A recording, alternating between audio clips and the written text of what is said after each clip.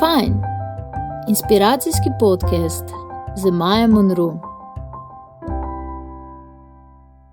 Pozdravljeni, dragi poslušalci, gledalci in sledilci Fajn podcasta, kjer vas vedno znova inspiriramo z zgodbami ljudi, ki delajo to, kar jih veseli. Smo v zaodrju večerovega odra z mano frontman skupine Brkovi. To je punk, turbo folk, wellness i spa. Svašta pride. Pozdravljen, dobrodošel. Šamso. Šemco, kako god. Kako si v tej vročini, v tem poletju, zalaufalo je vse, se pravi spet koncerti po dolgem čakanju, hkrati pa ta vročina ubijalska. Ma kakva vročina, nema ništa to. Toliko smo sretni da sad napokon imamo. Znaš, imali smo u Kragujevcu neki dan prvi koncert sad nakon dugo vremena. I bilo je onako jedno, 7.000 ljudi, znaš, šok teški. Bilo je jako vruće, ali navečer malo krene puhat, znaš, neki vjetrići, super. I evo, baš se dobro osjećam, evo. Ampak to je ta energija, ne? Ta energija, energy, vibe, ki pride na oder od ljudi. Je to tisto, zaradi česar delaš to?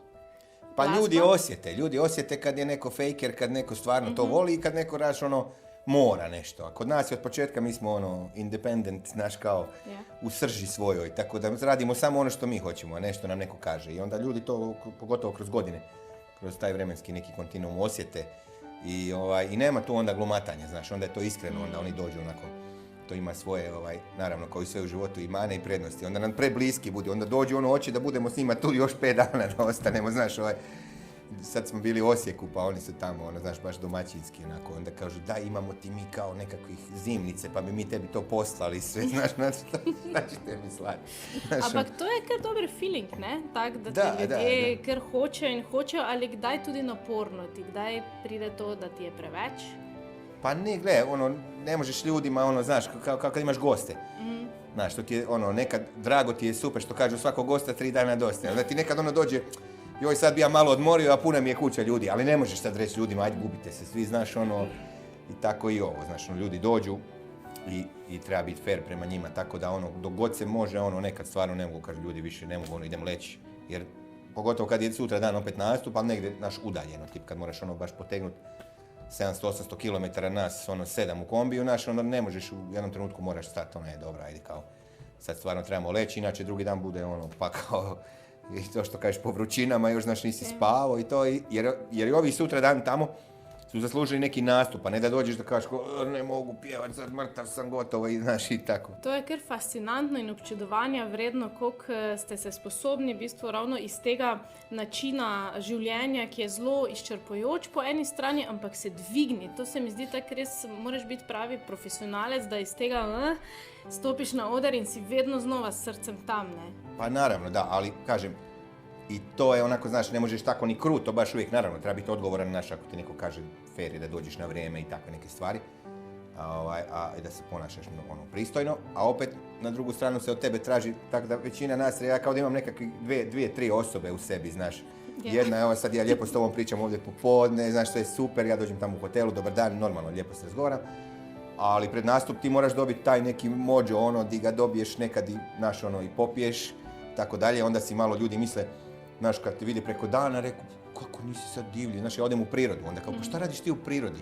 Pa zašto ne bi ja došao u prirodu? Oni, znaš, očekuje onovu sliku koju je dobio, znaš, kao glumac, sad, tako i ovo, ljudi imaju tu jednu sliku i onda se iznenade kad, znaš, kao, pa vi ste normalni, pa reku, ja sam dosadan privatno čovjek, znaš, kad dođeš kod mene sad doma, ja gledam televiziju, mažem nekakav namaz, na kruh i, znaš, nisam nešto, ali, znaš, na bini, neko vidi nastupe, vidi ovoga kako lud, kao šta je ovo čovječe, znaš, to je ta neka tranzicija gdje jednostavno moraš podrediti sve tom nastupu i gledati da se usput što manje istrošiš, da ljudi dobiju, na kraju krajeva, pogotovo kad se plaća ulaznica, onda čovjek moraš mu pružiti. Ko te tako poslušam, se mi zdi, da res uživaš v tem trojnem življenju. Bi lahko kdaj počel kaj drugega, oziroma si bil kdaj na tej poti, da si razmišljal, da mogoče to ni najboljša pot? Da bi mogoče delal kaj drugega? Ne, obrnuto. Ja sam cijeli život bio na krivom putu do tog momenta kad sam krenuo na bar tako ja mislim, šta ja znam, vidjet ću poslije kad se budu poravnavali računi, ali mislim da sam se ja tražio dosta, jer nije lako doći do toga zato što nije dovoljno samo da to želiš, to kažu, ja se ne slažem kad kažu treba, da, naravno, bez toga nema ništa. ali često se zanemaruje i taj faktor sreće. Jer ne možeš ti ako nemaš sreće. Moraš malo ono imati, znaš, tam na tom, da se taj tajming ono baš poklopi. Jer ja sam svirao, prije Brkova sam svirao u 17 bendova i nikad nisam uspio od toga postići da živim, da se ti oslobodiš skroz. Ja sam došao u firmi gdje sam radio, gdje sam imao kao super situaciju, stvarno dobru plaću, malo me je šef bio naporan, naravno, ali ne možeš ti, mislim, ja vidim kako u korporativnim tim krugovima, pa moraš ti da te malo oni gaze, ali s obzirom na sve, meni je bilo okej. Ja sam onda došao i rekao ljudi, ja dajem otkaz. I njima je bilo svi čudno, kako možeš ići tako u nesigurnost. Znaš, i sad kad je bila korona, evo vidiš da si ostao na poslu, sad ne bi, a ne možu, meni je to je moj život, ja to najviše volim ja još neke stvari naravno, ali sad sam jako sretan što mogu tako Kaj še imaš rad? Kaj še definiraš Evseta? Pa svašta, mislim, gomila toga, šta znam, ja volim biti kući, a volim isto tako i hodati, pogotovo sad u ovo vrijeme, recimo puno vremena. Volim more, volim planine, volim prirodu. Volim nogometni klub Liverpool, recimo, volim to. Hotel si biti nogometaš, v bistvu, Jesem. Kaj te je potem odpeljalo, oziroma zakaj se to ni zgodilo? Pa bio sam, više sam bio dobar u teoriji nego u praksi, znaš. Ja sam trenirao, ja sam sve znao. U stvari sam možda trebao biti trener, jer sam sve točno ja znao kako treba. Znači, kako treba postaviti se, kako treba dodati loptu, kako treba sve to skupa, ali kad bi došli tamo ovi jači od mene bi me izgurali i ja bi pao dole u blato i, znaš, onda mi je trener rekao, gle, moraš se više truditi. I okej, onda sam otišao u drugi klub i tamo sam mislio da se trudim. Međutim, on rekao, ne, moraš se još puno više truditi. Na treninzima baš udarac se, lupat, ko ragbi, nogomet kad gledaš na televiziji, misliš da znaš, kao lakše to izgleda. I onda je došao već negdje pubertet, šta znam, tamo negdje 6. 7. razred, onda je počelo znaš, Sex Pistols i Metallica, Guns N' Roses, neke curice, nešto tamo imaju dugu kosu i to i gotovo, ako će sad ići 3 puta tjedno na trening, znaš, sport, izgubio sam volju. Nisam ja realno fizički imao predispozicije, čak niti sam bio onaj mali nabijeni brzanac ko Maradona, niti sam bio onaj veliki, ogromni koji te sruši. Da sam bio negdje između i onako, nije baš to. I već u međuvremenu sam ja promijenio, htio sam biti Boris Novković jedno vrijeme. Da budem da pjevam onako kao neke ljubavne pjesme, kao šalalala, Crvena jabuka i to, znaš, kao Plavi orkestar, kao. In kaj se je potem zgodilo, da... I ništa, da, onda je došao rat, najgore, bez veze, znaš, tu smo se nešto družili, preživljavali i poslije toga je bilo mi je samo da se maknem iz tog okruženja, da nisam više u toj psihozi, već mi je bilo, to sve skupa došlo do glave i onda sam neki izlaz tražio i onda sam upisao u Zagrebu fakultet za fizioterapiju, pošto sam išao već u srednju medicinsku i braće su mi znaš, u toj medicini počeli. Na kraju sam skužio da ni to nije za mene, jer znaš, kako ću ja nisam taktilna baš osoba, znači što volim dirat sad ljude koje prvi put vidim u životu, sad ću ja neku babu tamo masirat, nema šanse da diram uopće ljude, ne zato što je baba, nego da je manekenka, uopće mi nije bitno, nego znaš, ja sam prvo skužio da mi je žao djece, znaš, kad sam vidio bolesnu djecu, nema šanse, meni se ruke odsjeku, ja sam samo, znaš, ja bi samo plakao, ne mogu jednostavno, znači ne mogu mu pomoći, onda neću se ni petljati u to, ok, ajde, neću raditi s djecom, s kim ću onda raditi, sad radit ću kao sa sportašima, znači u sport, opet kao nisam bio nogometaš, ali bit ću kao fizio, sjedit ću tamo na klupi, znaš.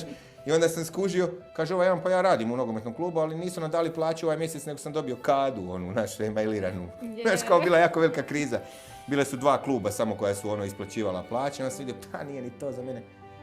Onda je još ispalo da i to kad završiš faks, pa to nije ništa u principu.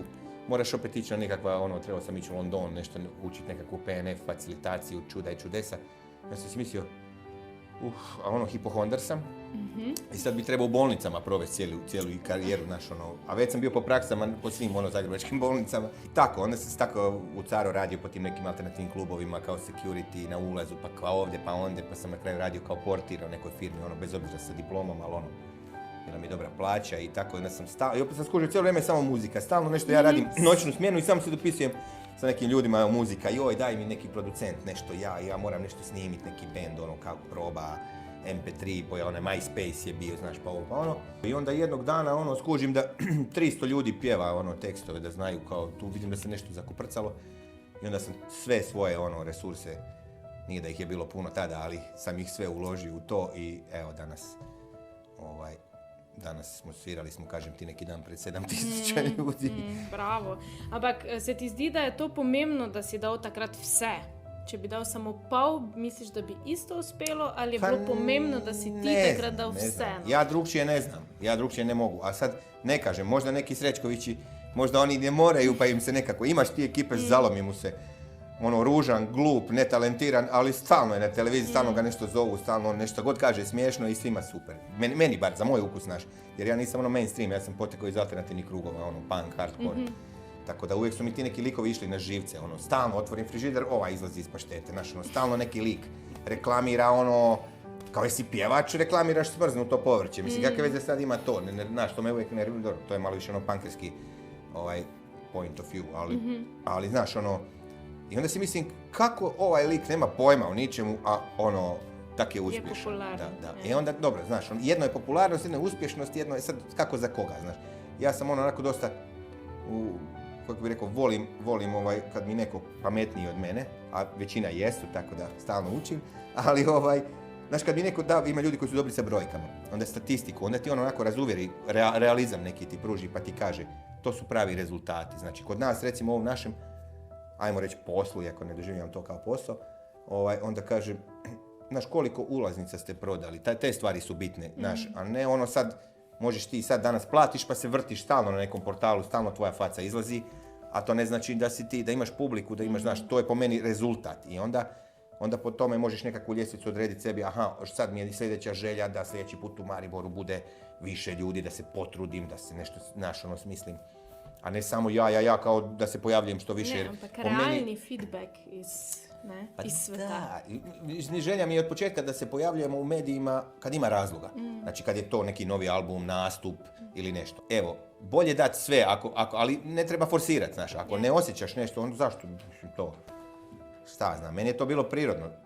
Kad voliš, želim, jedva čekam, čovječe, znaš, sve nebitno, uvijek je neka muzika, znači, ako sam doma sad bio godinu i pol dana, sam nešto snimio, sam se neki dan frapirao, da je da sam vidio na kompjuteru neki folder kao piše studio, nešto što sam doma snimao i 400 nečega, nešto, otkud to se skupilo, znaš. Kaj je pri Brkovih toliko drugačnega, da so uspeli in zakaj misliš ti, da jih tudi ljudje tako sprejemajo? Kaj je na Brkovih? Šta znam, nema kompromisa po meni, prvo to. Znaš, vidi se u startu da nije pripremljeno, da je stvarno znaš, kako u srž da ide, ne znam kako to da objasnim uopće. Mislim, to je moje mišljenje. Da nema znaš, kako bendovi inače gledaju pa da se dopadnu, pa kako ćemo, pa neki izdavač, pa im ljudi govore, pa ovako se stani s gitarom, pa onako. Ovo se vidi da smo mi 5 kretena koji su došli i sad, znaš, udri i nema maženje. Znaš, kao filmovi. Imaš u filmu kad frajer opsuje i kad je ljud, kad stvarno to, ti kao da osjećaš da sad tamo uđeš da bi te ošamario. A imaš kad uđe pa kaže, Kristina, pitaj svoju majku. Znaš, nemoj, molim te, nemoj, znaš. I kod nas nema to, kako bih rekao, glumatanje. Od početka je bilo, da, šta sad, ajmo, znaš, ko životinski nagon, idemo, srušit ćemo sad ovaj klub, sve će izgoriti, to je to. I ljudi se dobro provedu, znaš, nekako se dobro vide da nema nikakvih, kako bi rekao, kočnica. Nema sad ajmo ruke, ajmo svi, joj ljudi, mi vas volimo, jedna ljubav za vas, kako ste mi lijepi. In to ljudje cenijo, v bistvu, to, da jim date to naravnost, ne, se pravi, tako je, da. originalnost. I imaš ne razmišljaš o posljedicama, znaš, i skužiš da će biti tu ljudi koji će reći, moj najbolji prijatelj je meni rekao, užasan ti je bend, kao katastrofa. Dobro, okej. Ali bolje mi je to, da mu se gadi ili da obožava. Najgore je okej ste, baš, dobro. Ma da, mislim, znaš, to je ocjena 3 me ne zanima, samo 0 i 5. Ja. Šemso, poleg tega, da je človek to, kar je, v resnici, kaj se ti zdi, da je še pomembno za človeka danes? A šta ja znam? Da misli svojom glavom, po meni. Glupo meni sad govoriti za svako ima sebe. Ja mogu svoje ime samo. Meni je bitno da samo da ja imam svoj da zadržim sebe. Da što manje moram ulaziti u bilo kakve kompromise, znači da ne moram ulaziti u neke kredite, da budem ovisan na neki način, da me povuku u to, znaš, i da ne mogu zato sam uvijek nisam volio te korporacije, kredite. Šta će mi veći stan, znaš, znači uću kredit i onda ću morat nešto raditi što mi se ne radi. Znači, zadržati sebe, prirodu treba čuvati, ovo sve ode, vidiš da čovječe, sunce prži i šta znam, i dosta je po meni važno, ipak treba reći svoj stav. Ali isto tako treba i gledati svoja posla, znaš. Glupo je sad da se svi sve petljamo, da ti meni govoriš kako ću pjevati, da ja tebi govorim kako ćeš ti praviti podcast. Ok, neki prijateljski savjet i to, ali ne sad danas su svi kako je open minded, kao sve otvoreno.